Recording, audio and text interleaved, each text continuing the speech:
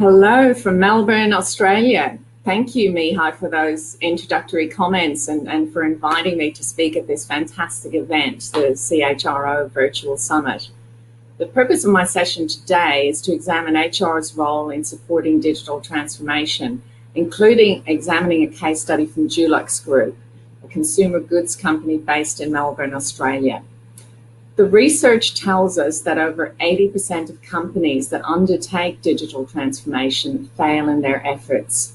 What can HR do to help? This is the topic of my presentation today, but before I get into the presentation, let me tell you a little bit more about me. My first name is pronounced Siobhan, which is an Irish name that means Joan in English. So my full name is Siobhan McHale. I'm an organizational psychologist by background, and I've spent my career working as a change specialist. I'm passionate about workplace change, and I'm motivated by a vision to make workplaces better. My career has been in two halves. In the first decade of my career, I worked as a management consultant at PricewaterhouseCoopers and Accenture. I started work at PwC in London, and then flew in and out of companies across Europe advising leaders about how to manage change. I moved on to the Chicago-based consulting firm Accenture and consulted to clients across the United States, Australia, and Asia. But early in my 30s, I hit a turning point in my career. I was standing in a taxi rank at Chicago's O'Hare Airport in the -14-degree temperatures, with my eyelashes starting to freeze over, and I realized that yes, I loved my job, but I was yearning for something more. I wanted to move from teaching managers about how to lead change to actually applying the tools. So over the next 15 years, in the second half of my career, I joined a series of large international firms as the executive in charge of change. Now I had some skin in the game. My job was to make change happen. So I rolled up my sleeves to work side by side with leaders to implement transformational shifts and company turnarounds. One of these, a 7-year change journey at ANZ Bank, became a Harvard Business School case study taught by the change management guru, Professor John Cotter. I'm currently employed as the head of HR at Dulux Group, where my role is focused on helping the company to take its great products into international markets. Dulux Group is an Australian-based paints and consumer goods company with 4,500 employees. The company, as you can see in this chart, has outperformed the market since it demerged from its parent company, Orica, in 2010. It has grown by 226% compared to the 36% average growth of the top 200 companies in the Australian marketplace. In 2017, our revenue was 1.7 billion, EBIT was 214 million, and NPAT was 143 million. I was hired by the CEO to help the company to grow internationally and to become even more consumer focused. I want to share with you my thoughts about the role of HR. In the future, or the future of HR, in my view, is for HR professionals or the HR profession to step into its business leadership role to deliver on the organization imperatives.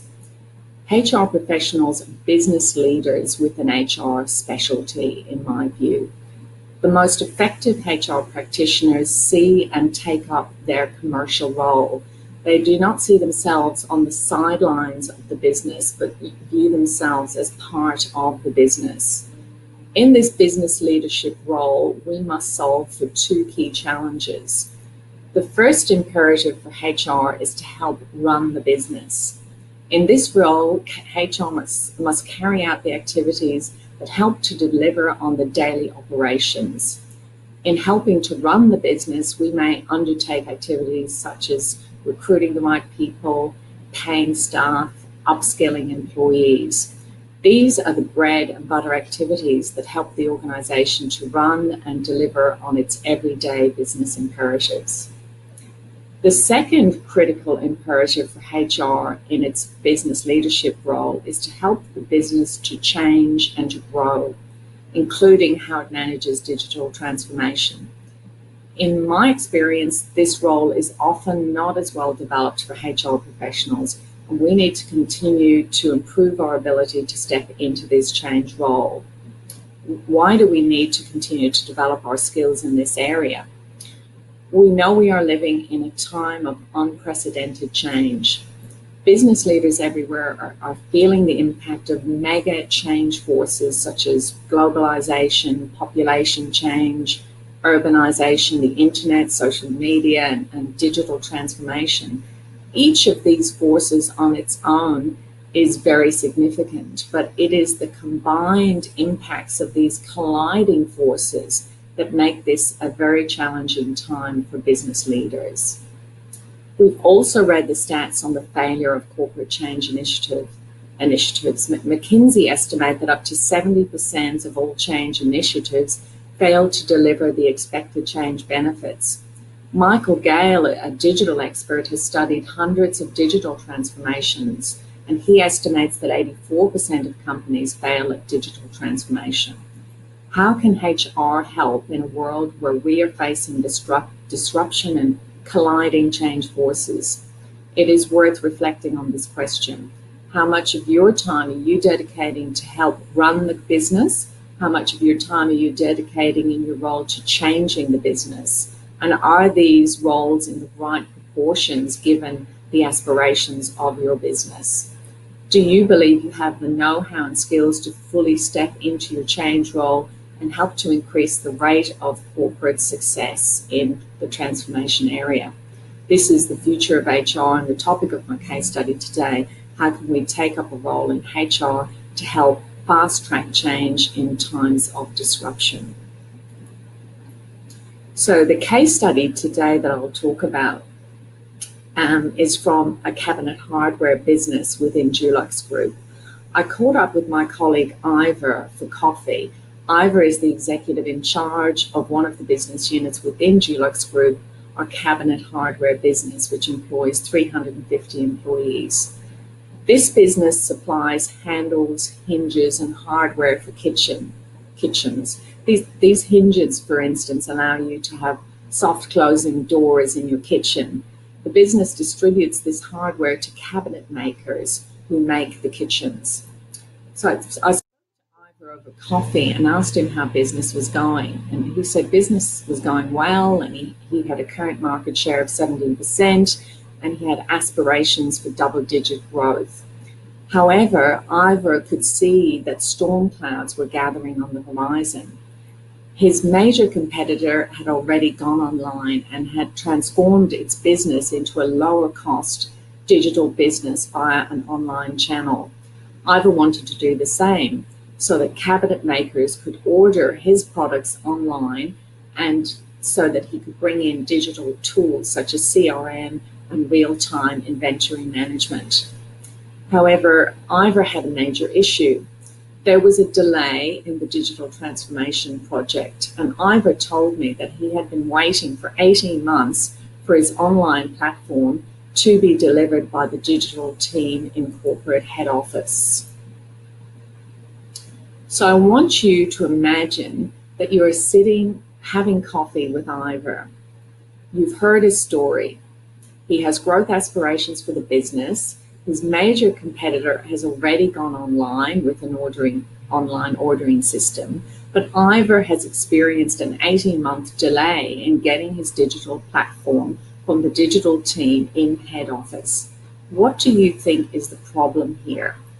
Take a second to jot down your thinking and your next line of questioning. Where does your mind go to when you hear Ivor's story? What do you think the issue is here? What springs to mind when you hear that the digital team has taken over 18 months to deliver the platform? What's your next line of questioning? The answers in the group probably fall into two categories. The first group of you will have questions about the digital team. You'll be wondering, why are they so slow? Maybe do they have the right skills and capabilities for the job? Do they need further development or upskilling, or do perhaps they need to move into another role? These are questions that focus at the individual level. And this is the area that we've traditionally been taught to focus on in HR. Ivor would have expected me as the head of HR to go and investigate the digital team and to see where were they going wrong. In this case study, however, this is not where the issue lay. The issue lay at the systemic level. So the second group of people listening to this case study may be thinking about what is going on at the systemic level in the relationship between the cabinet hardware business and the digital team in corporate head office that was impacting the delay. They will have questions about the role and the rules of engagement between these two parts of the business. This was the key to unlocking the change in this case study, and this is where I began my exploration. I did not begin assessment of the digital team. Instead, I took a plane to Queensland, where Ivor's business is located. I spent time with his leaders exploring the question of what is really going on here. In my conversation with the managers in the business, I began to look for the patterns of relating between the digital team in head office and the cabinet hardware business. The underlying issues lay in the pattern of relating between these two parts of the business. So what do I mean by patterns? Patterns show up in nature and in natural ecosystems. The mathematician Edward Lorenz first talked about chaos theory and the butterfly effect, where a small change in one part can create a big impact elsewhere. He saw the underlying order in seemingly chaotic systems. Later on, Benoit Mandelbrot, another mathematician, went on to coin the term fractal to describe these structures that have repeating patterns. He went on to discover the mathematical formula that underpins these patterns. Repeating patterns appear in clouds, the shape of coastlines, and in snowflakes. You can see these self-repeating patterns in the structure of a fern.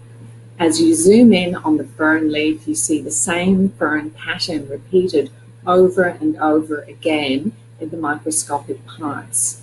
A set of mathematical rules govern how these ecosystems operate. Patterns show up in nature and are also found in family systems. Let me give you an example from a story that my old teacher told me, the late systems thinker Irving Borwick. A husband and wife are in a pattern of fighting.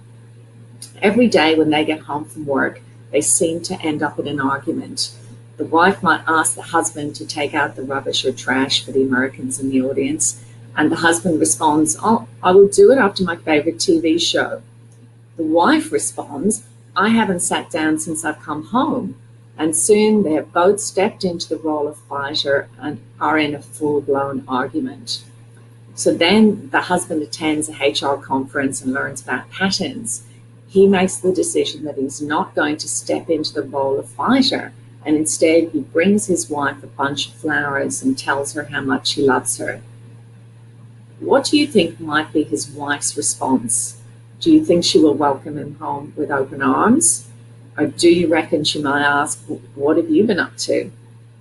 It's likely that she will try and pull him back into the role of fighter because that is the pattern in their family system. She might accuse him of being up to no good, and that is the trigger, and they're back in this argument again. However, the pattern is broken if one of the parties chooses to step out of the role of fighter. Patterns appear in nature, in families, and they also show up in our workplaces. These are the unwritten rules of engagement between the parts. You must be able to see the pattern before you can change the pattern. If you don't see it, then you can't change it. What was the pattern of operating in the cabinet hardware business that was causing the delay in the online platform, you might ask?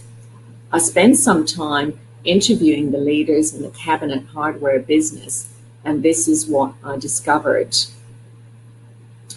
These were the roles and rules of engagement and the pattern in the cabinet hardware business.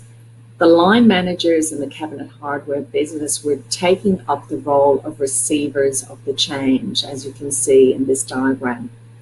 They were sitting back and waiting for the change to be delivered to them. They were waiting for the change to happen. The digital team and corporate head office were taking up the role of change deliverers. They were the ones who were in the role of doing the change. They were seen to be the ones responsible for making the change happen. The pattern or agreement between these two parts of the business was that digital transformation would be done to the cabinet hardware business. The line managers were complicit in this agreement, and they were sitting back waiting for the change to happen. As a result of the roles that the line managers and the digital team were taking up, there were delays in digital transformation, and actually no change was happening. They were all in a perfectly aligned system to not create change. Seeing the pattern allowed both the line managers and the digital team to step out of these roles and to shift the pattern. So, as is the case in many adaptive challenges, the presenting problem was not the real problem. Seeing the pattern moves us from an individual to a systemic analysis. It moves us from pointing the finger at any one person or team and seeing the connections between the parts. It moves us from root cause analysis to the implicit rules of engagement at the systemic level that are keeping the system locked into not changing. The digital team could not lead the change from its role in the organization. This is because the change had both technical and adaptive components. The technical aspect of the change was to build the platform. Putting the digital team in charge of the digital transformation was leading to the delay. The first step in accelerating the change was to identify the pattern in the system. Once we saw the pattern, then we could move to reframe the role of the leadership team in the cabinet hardware business. The role of the leadership team was reframed.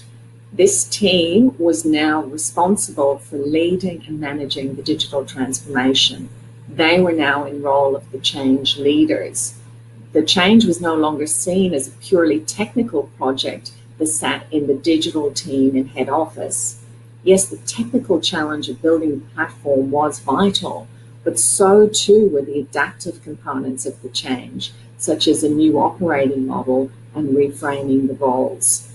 It was no longer seen as the sole responsibility of the digital team to bring about this change. The leadership team had a collective role in making the change happen. At the heart of this change was the notion of leader-led change. This essentially means that organizations don't change, it is the people who will choose to change. Leaders were expected to step into their role to lead and manage the change. They were no longer in role of observers on the sidelines. They needed to make the change happen in their business unit. So instead of looking for fault in the digital team, we looked at the underlying pattern that was keeping the system stuck. The role of the leadership team was reframed to lead and manage the change.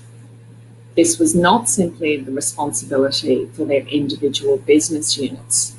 Also, the role of the different functions within the cabinet hardware business was reframed. This was important because often people go straight to organizational structure in order to bring about change, instead of figuring out what the operating model is. They go to names and boxes instead of establishing the roles of the different parts of the organization and how these roles need to shift as a result of the digital transformation. We are partnering with an organization called Organomics for the adaptive and operating model work on this change project. Organomics is a niche consulting firm headed up by Joan Lurie, a systems thinker, and it's worth checking out their website. As part of this adaptive work, we reframe the role of different functions within the business. What do I mean by reframing? Let me give you an example. In the past, the sales reps in the cabinet hardware business would go to the cabinet makers and ask them what hardware they needed to make their kitchen. So they would take the orders for door handles and hinges. The cabinet makers might order, for example, 200 hinges, 500 handles, 600 magnetic clasps, and the sales reps would write down the order and ensure that it got entered into the system. He or she would then chase up the order to ensure that it got delivered to the cabinet maker on time. With the new online platform, the cabinet makers were able to order their hardware online. They entered their own order into the system. When the sales rep came to visit to find out what they needed, they said, no, I've done it already. I've done it myself. I've entered the order into the system. It was easy. What was the role now of the sales rep in this new world where orders were entered directly into the system by customers? The role of the sales rep needed to be reframed. This role was reframed as a business developer. The sales reps needed to add value now by helping clients to grow their business and sell in other ways. They needed to move from order takers to growth enablers of business developers. This was one example of the reframing work that we did on this project. Another example was the role of the head of the sales team. In the past, this person saw his role as managing a sales team. He had a team of sales reps that he managed. However, a shift in the operating model meant a change in his role. Now he was expected to use multiple channels to grow revenue.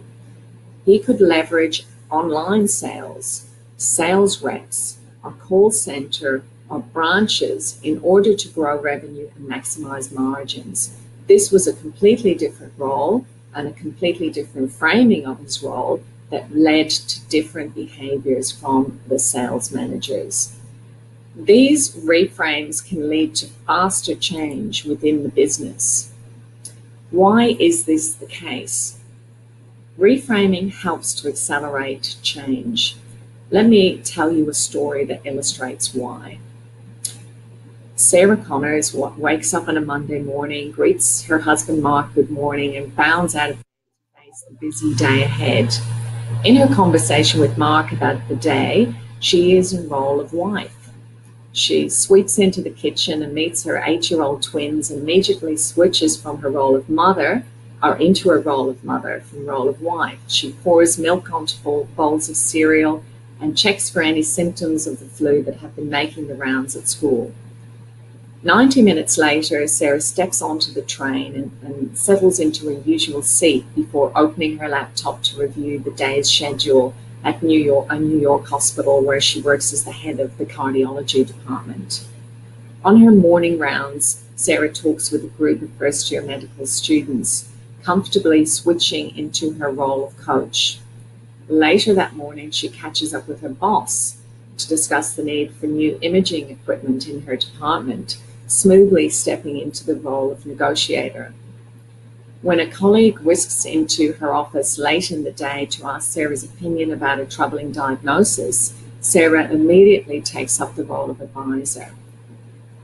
Note how Sarah's behavior shifts as she moves into all of the different roles she must play each day.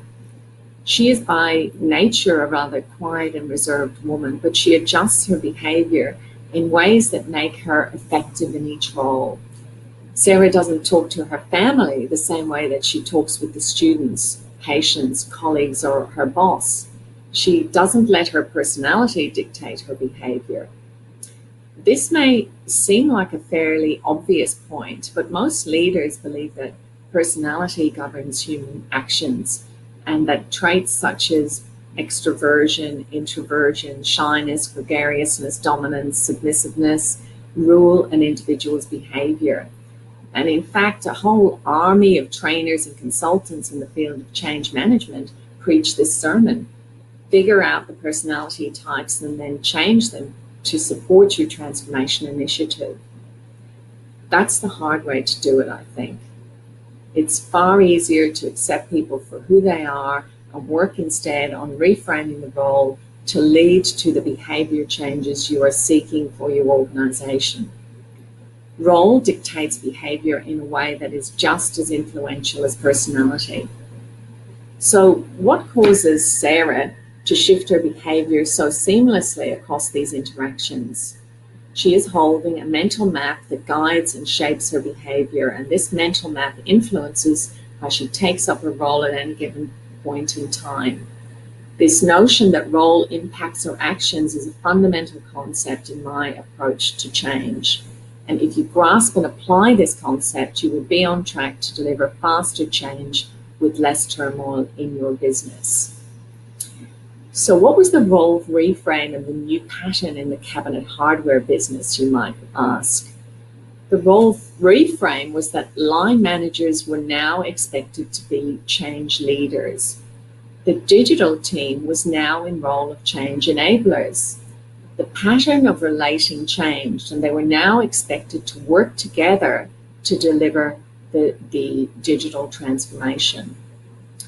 What happened as a result of these reframes? The online platform finally went live, and in fact, within 2 months of the leadership team stepping into its change leadership role, the new platform was launched, and the leadership team had stepped into the role to lead the change. This was no longer seen as a project that was owned by the digital team in head office, and within 2 weeks of launch, 10% of customers were already using the platform to order stock.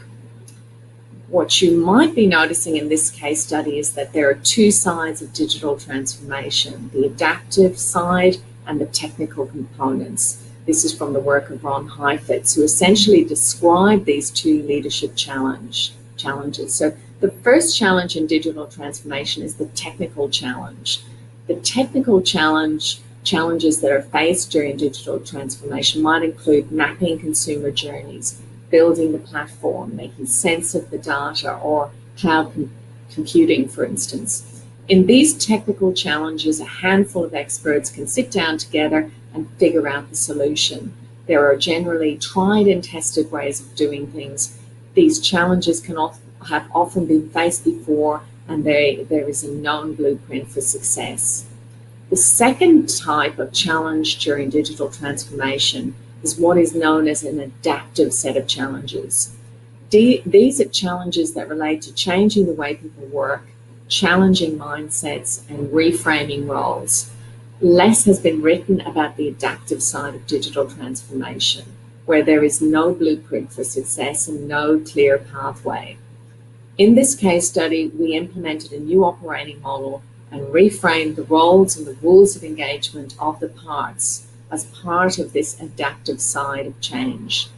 Many digital transformation projects change every facet of the organization, from the back office to the customer interactions. This change has both technical and adaptive components. And in my view, the major reason that digital transformations falter is because of the adaptive component. Leaders do the technical work, but not the adaptive work. But this work is often ambiguous, and you need to navigate in the grey during this adaptive work. And this is the role that HR can play on the adaptive side of the change. It can take up its strategic advisory role to help leaders to navigate in this grey adaptive component of digital transformation. When you ask people to describe a workplace transformation or change, they typically describe a step-by-step process. It often looks like the illustration on the left-hand side of the diagram, where they seem to go from point A to point B to point C in a logical, straightforward manner. The reality is often very different and looks more like the illustration on the right-hand side of the diagram. So adaptive change, it's not linear. There are twists and turns. You must move and adjust as you go. And in the cabinet hardware business, we're in the midst of this complex adaptive change. The important thing in this change is that you keep your foot on the accelerator. Don't take your eye off the prize. Keep focused on the next leg of the journey rather than moving on to the next business priority. So in the cabinet hardware business, We've been reframing roles, introducing a new operating model, designing an action learning program that helps keep the leaders focused and meeting on a regular basis to review how they are managing the change. So essentially, developing that change muscle of the leadership team is really important. So in terms of the overall case study, let me leave you with these three things for my presentation. Number one, HR has a critical role to play in helping leaders to navigate change during these VUCA times, VUCA being volatile, uncertain, complex, and ambiguous. We must take up our role as business leaders with our HR specialty to help leaders to better lead and manage the adaptive side of change, including digital transformation. This is where business leaders really need our expertise, and it's helping them to navigate the grey of adaptive change. The second point for my presentation is that it's really crucial to spend time assessing the real problems before jumping to solutions. Remember that the presenting problems are often not the real problems. In the case study you just heard, the problem did not lie with the digital team, but in the roles and the rules of engagement between the digital team and the cabinet hardware business. Thirdly, from my presentation, reframing the role of the parts and individuals can bring about faster change with less noise. Remember the example of Sarah Connors, the head of cardiology, and how she changes her behavior according to her role. So role dictates behavior in a way that is just as powerful as personality. How can you change the mental map that people are holding about their role in order to bring about faster change with less noise? I write about topics of culture and change regularly on LinkedIn, so please feel free to connect or follow me if these are topics of interest for you. Thank you for listening to my presentation, and thanks again, Mihai, for inviting me to speak at the CHRO Virtual Summit. I would now like to hand over to Varun Bhatia, the Chief People and Culture Officer at AirAsia, to talk about how to drive a culture of engagement and performance. Thank you very much.